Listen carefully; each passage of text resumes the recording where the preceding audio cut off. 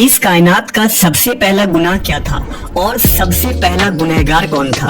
اس سوال کے جواب میں اکثر لوگ کہیں گے کہ وہ پہلا گناہ عزازیل یا شیطان مردود نے تب کیا تھا جب اس نے حضرت آدم علیہ السلام کو سجدہ کرنے سے انکار کر دیا تھا اور کہا تھا کہ میں اس سے بہتر ہوں، مجھے تو آگ سے پیدا کیا گیا ہے جبکہ اسے مٹی سے۔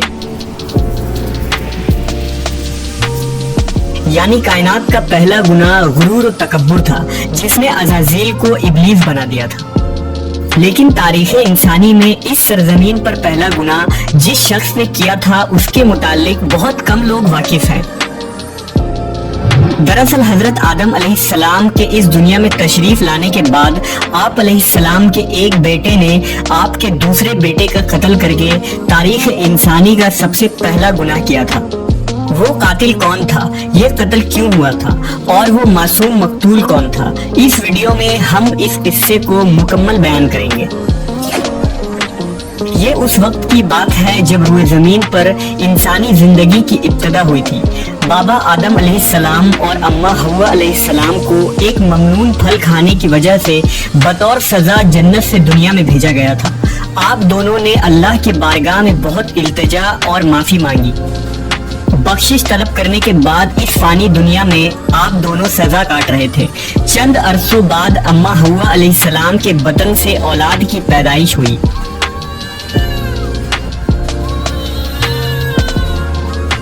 یہ پیدائش ایک خاص صورتوں میں ہوتی تھی۔ جب بھی حوا علیہ السلام حاملہ ہوتی تو جڑواں بچوں کی پیدائش ہوتی جن میں ایک لڑکا اور ایک لڑکی پیدا ہوتے تھے۔ ایک ساتھ پیدا ہونے والے لڑکے اور لڑکی کا نکاح دوسری مرتبہ پیدا ہونے والے لڑکے اور لڑکی کے ساتھ کر دیا جاتا تھا، جبکہ ان جڑواں لڑکے اور لڑکی کا نکاح آپس میں حرام قرار پاتا جن کی پیدائش ایک ساتھ ہوئی تھی۔ حضرت آدم علیہ السلام کی اولاد میں دو بیٹے حابیل اور قابیل کی پیدائش ہوئی تھی۔ قابیل کے ساتھ پیدا ہونے والی لڑکی کا نام اقلیمہ تھا اور حابیل کے ساتھ پیدا ہونے والی لڑکی کا نام لیودا تھا۔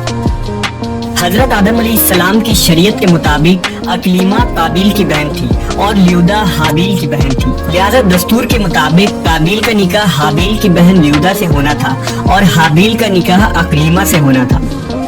اقلیمہ جب جوان ہوئی تو اس کے حسن و جمال میں بہت اضافہ ہو گیا اور وہ لیودا سے زیادہ خوبصورت تھی، لہذا قابیل کے دل میں شیطان نے شر پیدا کر دیا اور اس نے یہ خواہش کی کہ وہ اقلیمہ سے ہی نکاح کرے گا۔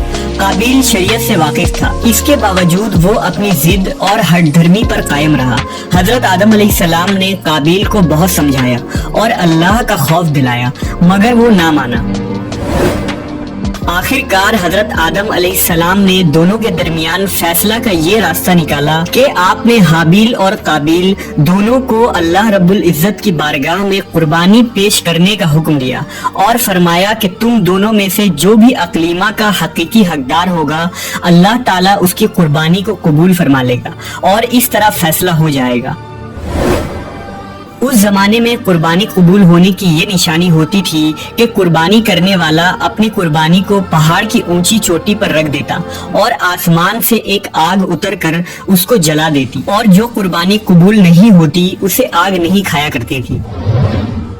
اگلی صبح حابیل اپنی بہترین مویشیوں کو ساتھ لایا اور ان میں سب سے اعلیٰ قسم کی بھیڑ کو قربانی کے لیے پیش کیا۔ قابیل چونکہ کھیتی باڑی کیا کرتا تھا لہٰذا اس نے کچھ اناج اٹھا لایا جو کہ سب سے گھٹیا قسم کی تھی۔ قابیل نے سوچا کہ اگر اس کی قربانی قبول ہو گئی تو ویسے بھی اس اناج کو جل جانا ہے، تو اچھی فصل کو برباد کرنے کا کیا فائدہ، لہٰذا وہ ردی اور ناقص قسم کی اناج لے کر آیا۔ جبکہ حابیل ایک نیک سیرت اور اللہ سے ڈرنے والا شخص تھا، چنانچہ اس نے نیک نیتی کے ساتھ خالص اللہ کی رضا کے لیے اپنی بہترین مویشی کو پیش کر دیا۔ دونوں بھائیوں نے اپنی اپنی قربانی ایک پہاڑ کے اوپر لے جا کر رکھ دی۔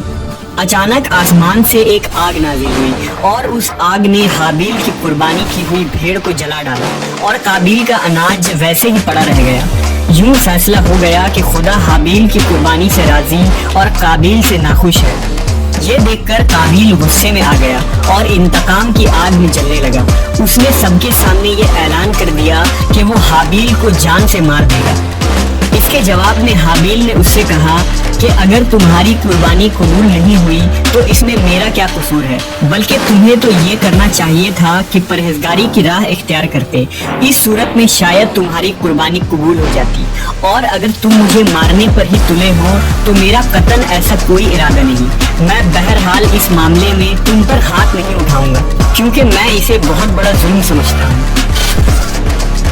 قابیل حسد کی آگ میں جل رہا تھا، اس پر اس نصیحت کا کوئی اثر نہ ہوا۔ اس وقت تو قابیل وہاں سے چلا گیا، لیکن وہ حابیل کو مارنے کی تدبیر کرنے لگا۔ شیطان لعین جو ابتدا سے انسان کا دشمن ہے، اس نے قابیل کو قتل کرنے کی راہ دکھائی۔ اس نے ایک پرندہ کو پکڑا اور اس کا سر ایک پتھر پر رکھ کر دوسرے پتھر سے کچل دیا۔ قابیل کو معلوم ہو گیا کہ قتل کس طرح کرنا چاہیے۔ حابیل چونکہ بکریاں چراتا تھا، ایک دن وہ درخت کے سائے تلے آرام کر رہا تھا، تو قابیل نے اس وقت بڑی بے رحمی سے اس کا قتل کر ڈالا۔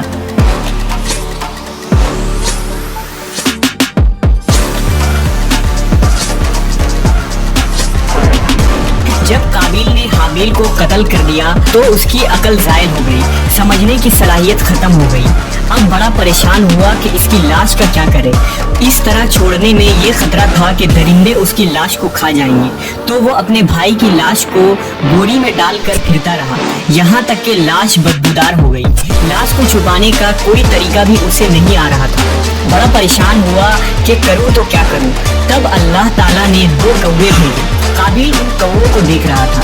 ان کووں میں سے ایک کوے نے دوسرے کوے کو مار ڈالا اور پھر زمین کھود کر اس میں اس کو ڈال دیا۔ اس سے قابیل کو معلوم چل گیا کہ اسے بھی یہی کرنا چاہیے، اور ندامت محسوس کرتے ہوئے کہنے لگا، افسوس کہ میں اس کوے جیسا بھی نہ ہو سکا۔ اس طرح اس نے اپنے بھائی کو زمین میں دفن کر دیا۔ جب قابیل نے حابیل کو قتل کیا تو اس سے پہلے اس کا رنگ سفید تھا، لیکن قتل کے بعد اس پر پھٹکار پڑی اور اس کا سارا جسم کالا ہو گیا۔ اس وقت حضرت آدم علیہ السلام حج کے لیے مکہ گئے ہوئے تھے۔ جب حضرت آدم علیہ السلام مکہ سے واپس آئے اور حابیل کو نہ پایا تو اس کو بہت تلاش کیا، مگر وہ نہ ملا۔ لوگوں سے پوچھنے لگے، لوگوں نے جواب دیا کہ حابیل کچھ دنوں سے غائب ہے۔ حضرت آدم علیہ السلام نے حابیل کے صدمے میں کھانا پینا اور سونا سب ترک کر دیا اور شب و روز حابیل کے غم میں رہنے لگے۔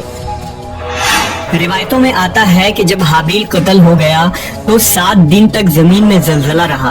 قابیل جو بہت خوبصورت تھا، بھائی کا خون بہاتے ہی اس کا چہرہ بالکل سیاہ اور بدصورت ہو گیا۔ آدم علیہ السلام نے قابیل کو اپنے دربار سے نکال دیا اور وہ یمن کی سرزمین عدن میں چلا گیا۔ وہاں ابلیس اس کے پاس آ کر کہنے لگا کہ حابیل کی قربانی کو آگ نے اس لیے کھا لیا تھا کہ وہ آگ کی پوجا کرتا تھا، لہذا تو بھی آگ کی پرستش کر۔ چنانچہ قابیل پہلا شخص تھا جس نے آگ کی پرستش کی، اور زمین پر یہ پہلا شخص ہے جس نے اللہ کی نافرمانی کی اور زمین پر خون ناحق کیا۔ توریت کے باب پیدائش میں بھی قابیل اور حابیل کا مکمل واقعہ ملتا ہے، جنہیں قائن اور ایبل کے نام سے ذکر کیا گیا ہے۔